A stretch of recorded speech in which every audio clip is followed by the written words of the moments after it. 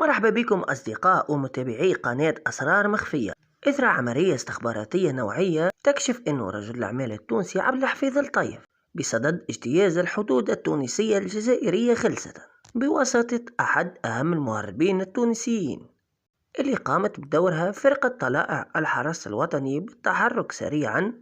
ونصب كمين لعبد الحفيظ الطيف والمهرب اللي معاه على الحدود التونسية الجزائرية في المنطقة العازلة. واللي بعد القبض عليه كانت الصدمة الكبيرة انه كانت بحوزة رجل الاعمال التونسي اكثر من 970 مليون دينار تونسي وكمية كبيرة من العملة الصعبة،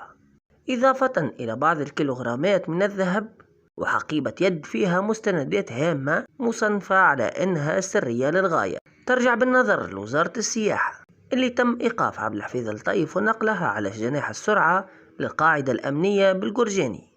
وين سيتم التحقيق معه واستنطاقه في انتظار محاكمة عادلة ليه. في آخر الفيديو ما تنسوش تعملوا إعجاب واشتراك في القناة باش يوصلكم كل جديد.